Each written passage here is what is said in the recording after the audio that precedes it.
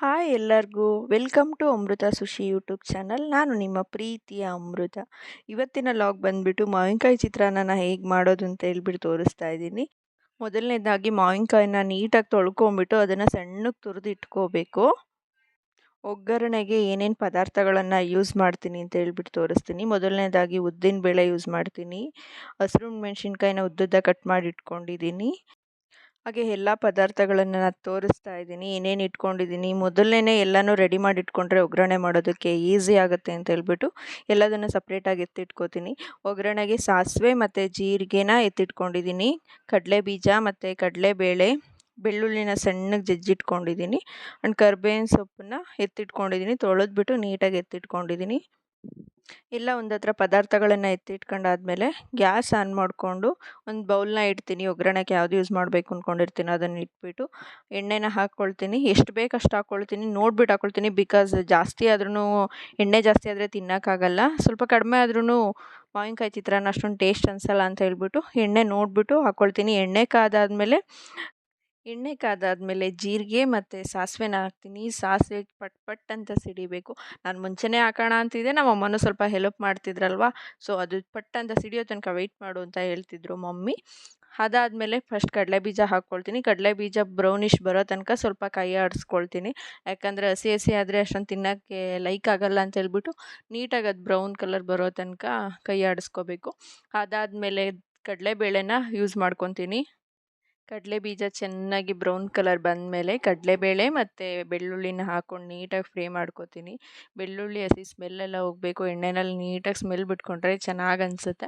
ಅದಾದಮೇಲೆ ಸ್ವಲ್ಪ ಉದ್ದಿನಬೇಳೆ ಹಾಕ್ಕೊಳ್ತೀನಿ. ಅದು ನೀಟಾಗಿ ಎಣ್ಣೆನಲ್ಲಿ ಫ್ರೈ ಆಗಲಿ ಅಂತ ಕರ್ಬೇವಿನ ಸೊಪ್ಪು ಉದ್ದಿನಬೇಳೆ ಹಾಕ್ಬಿಟ್ಟು ಘಮ ಘಮ ಅಂತ ಸ್ಮೆಲ್ ಬರ್ತಾಯಿದ್ರೆ ತಿನ್ಬೇಕು ಅನ್ನಿಸ್ಬೇಕು. ಆವಾಗಲೇ ತೊಗೊಂಡು ತಿನ್ಕೊಂಬಿಡೋಣ ಅನಿಸ್ಬೇಕು.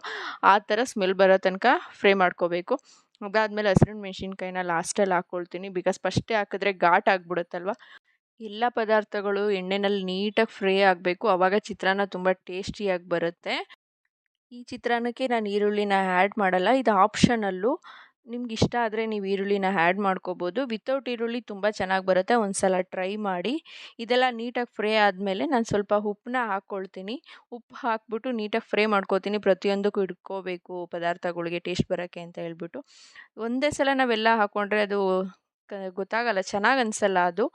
ಅದಾದಮೇಲೆ ಸ್ವಲ್ಪ ಅರಿಶಿಣ ಹಾಕ್ಬಿಟ್ಟು ಅದನ್ನು ಒಂದೊಂದೇ ಪ್ರೋಸೆಸ್ಸಾಗಿ ಯಾವ್ಯಾವ ಪದಾರ್ಥ ಯಾವ್ಯಾವಾಗ ಹಾಕ್ಕೋಬೇಕು ಅಂತ ಹೇಳ್ಬಿಟ್ಟು ಫ್ರೈ ಆಗೋಕ್ಕೆ 1 ಅಥವಾ 2 ನಿಮಿಷ ಬಿಟ್ಟರೆ ತುಂಬ ಚೆನ್ನಾಗಿ ಬರುತ್ತೆ. ಎಲ್ಲ ನೀಟಾಗಿ ಫ್ರೈ ಆದಮೇಲೆ ನೋಡಿ ಎಲ್ಲದನ್ನು ಆಲ್ರೆಡಿ ನೀಟಾಗಿ ಫ್ರೈ ಆಗಿದೆ. ಪ್ರತಿಯೊಂದೂ ನೀಟಾಗಿ ಫ್ರೈ ಆಗಿದೆ. ಎಲ್ಲ ನೀಟಾಗಿ ಫ್ರೈ ಆದಮೇಲೆ ನಾವು ತುರಿದಿಟ್ಕೊಂಡಿರ್ತೀವಲ್ಲ ಅದು ಮಾವಿನಕಾಯಿನ ಹಾಕ್ಬಿಟ್ಟು ನೀಟಾಗಿ ಎಲ್ಲದ್ರ ಜೊತೆಗೆ ಒಗ್ಗರಣೆ ಜೊತೆಗೆ ನೀಟಾಗಿ ಮಿಕ್ಸ್ ಮಾಡ್ಕೋಬೇಕು. ನೀಟಾಗಿ ಎಲ್ಲ ಮಿಕ್ಸ್ ಮಾಡ್ಕೊಂಡಾದಮೇಲೆ ಒಂದು 2 to 3 ಮಿನಿಟ್ಸು ಕಡಿಮೆ ಫ್ಲೇಮ್ ಇಟ್ಬಿಟ್ಟು ಗ್ಯಾಸ್ ಮೇಲೆ ಹಂಗೇನೆ ಬೇಯೋದಕ್ಕೆ ಬಿಡಬೇಕು. ಅದಾದಮೇಲೆ ಸ್ವಲ್ಪ ಕೊತ್ತಂಬರಿ ಸೊಪ್ಪು ಹಾಕಬೇಕು. ಎಲ್ಲ ಪದಾರ್ಥಗಳನ್ನು ಹಾಕಬೇಕಾದ್ರೆ ಒಂದೊಂದು ನಿಮಿಷ ಗ್ಯಾಪ್ ಕೊಡಬೇಕು. ಯಾಕಂದರೆ ಅದರದ್ದೇ ಆದಂತಹ ಟೇಸ್ಟು ಬಿಟ್ಕೊಂಡ್ರೆ ಚೆನ್ನಾಗಿ ಅನಿಸುತ್ತೆ. ಎಲ್ಲ ಒಂದೇ ಸಲ ಹಾಕಿದ್ರೆ ಮಿಕ್ಸ್ ಆಗಿ ಹೋಗ್ಬಿಡುತ್ತೆ, ಇವತ್ತು ಥರ ಆಗಿಬಿಡುತ್ತೆ. ಲಾಸ್ಟಿಗೆ ಕಾಯಿ ತುರಿನ ಮಿಕ್ಸ್ ಮಾಡಿಕೊಂಡ್ರೆ ಟೇಸ್ಟ್ ತುಂಬ ಚೆನ್ನಾಗಿ ಬರುತ್ತೆ. ಬಾಯಿ ಕಾಯಿ ತುರಿ ಸಿಗ್ತಾಯಿದ್ರೆ ಮಾವಿನಕಾಯಿ ಜೊತೆಗೆ ತುಂಬ ಟೇಸ್ಟ್ ಅನಿಸುತ್ತೆ. ಎಲ್ಲ ನೀಟಾಗಿ ಮಿಕ್ಸ್ ಮಾಡ್ಕೋಬೇಕು.